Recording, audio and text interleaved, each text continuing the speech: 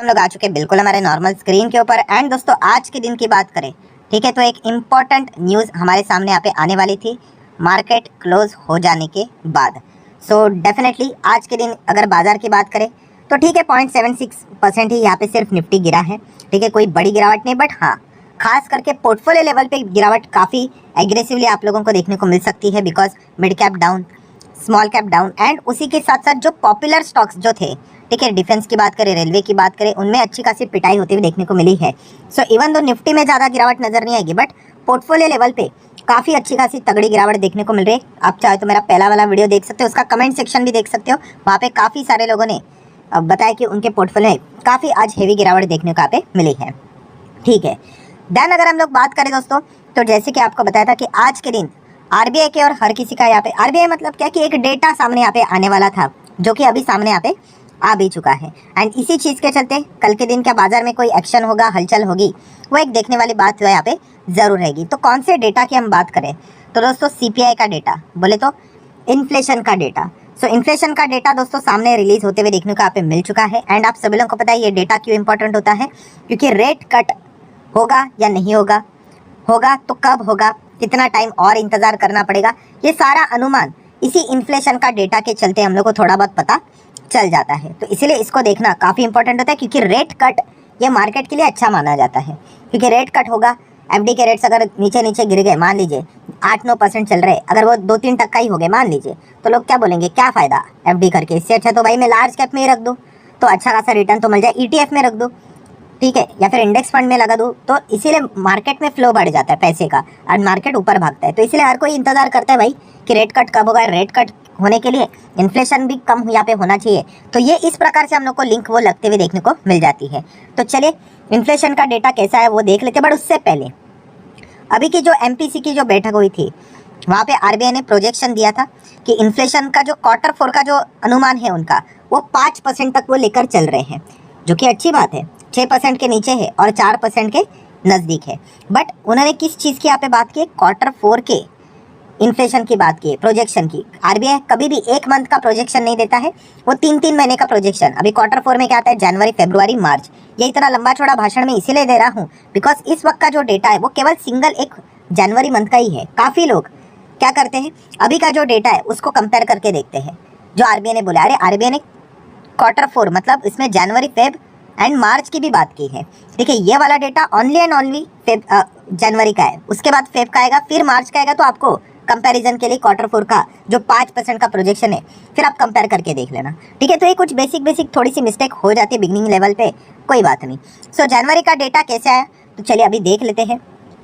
अनुमान कितना था कि 5.09 का फोरकास्ट किया गया था, एक्चुअल में कितना आया 5.10।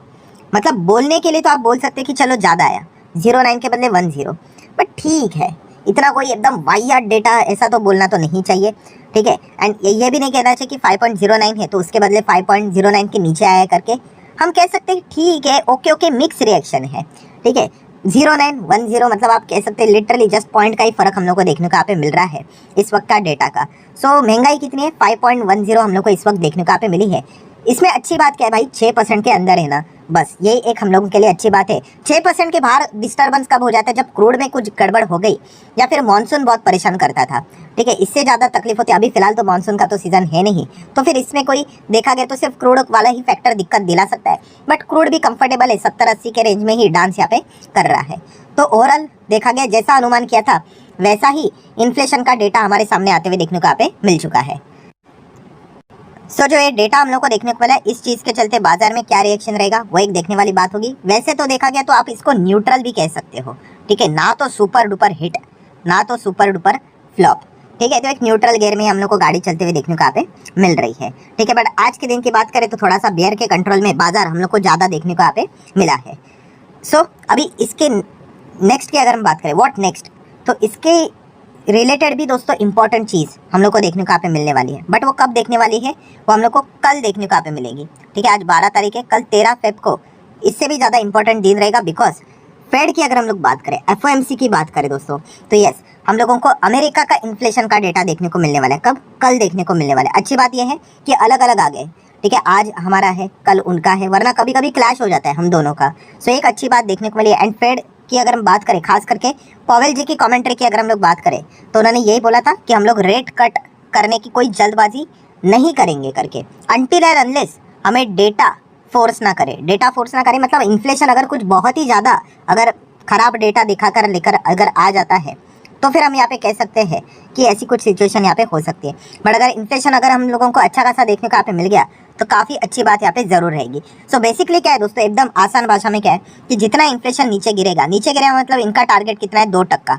2% के करीब जितना यहाँ पे जाएगा इन्फ्लेशन, उतना ही यहाँ पे हम कह सकते हैं कि रेट कट के चांसेस धीमे धीमे बढ़ते हुए भी देखने को यहाँ पे मिल सकते हैं। एंड इस वक्त की अगर हम बात करें दोस्तों, तो जो इन्फ्लेशन का डेटा रहेगा किधर, अमेरिका का, वो आज नहीं है, वो कल हम लोग को देखने को मिलेगा। वो भी डेटा 3:30 बजने के बाद कल के दिन हम लोग को देखने को, मतलब मार्केट क्लोज हो जाने के बाद देखने को यहाँ पे मिल जाएगा।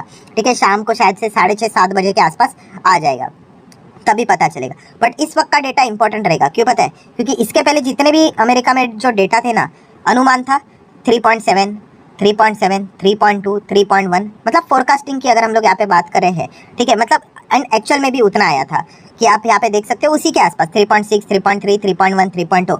इस वक्त की अगर हम लोग फोरकास्टिंग की बात करें, ठीक है, तो कितना है पता है? 2.9। पहली बार यहाँ पे अनुमान लगाया जा रहा है कि 2 के रेंज में, ठीक है, 2.9 के रेंज में इन्फ्लेशन का डेटा आ सकता है करके। एंड अगर ऐसा हुआ तो डेफिनेटली बाजार इसको थम्स अप भी दे सकता है। ये सारा इफ बट का खेल होता है, ठीक है, बट फिर भी कल हम इस चीज़ के ऊपर ज़रूर यहाँ पे फोकस रखेंगे कि अमेरिका में एग्जैक्टली क्या होता है करके। ठीक है, तो हमारा जो डेटा देखने को मिला है उससे ज़्यादा इंपॉर्टेंट डेटा तो यही होता है।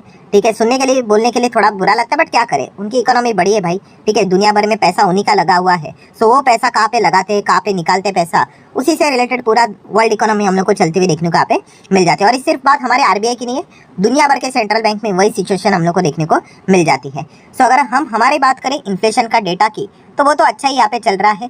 ठीक है, आरबीआई ने जैसे बोला था, आरबीआई का टारगेट तो 4% है, बट फिर भी हम 6% के अंदर रहते तो भी अच्छा रहता है, जो कि फिलहाल तो देखने को यहाँ पे मिल रहा है। ठीक है, बट रेट कट से रिलेटेड सपने अगर देखने हैं तो भाई सबसे इंपॉर्टेंट चीज़ यही होता है कि अमेरिका का इन्फ्लेशन का डेटा कैसा है एंड फेड एंड पॉवेल जी की कमेंट्री क्या कहती है, ये एक देखने वाली बात है। वैसे तो उन्होंने बोल के रखा हुआ है कि इस साल 75 का तो मतलब 0.75 का तो रेट कट तो यहाँ पे होने वाला है। सो वो 25-25-25 का होगा या फिर 25-50 ऐसा कुछ होगा, वो देखने वाली यहाँ पे बात है। तो ये ऑलरेडी प्री डिटरमाइन है कि रेट कट तो होगा, सिर्फ अभी इतना ही बातचीत चल रहा है कि कब होगा।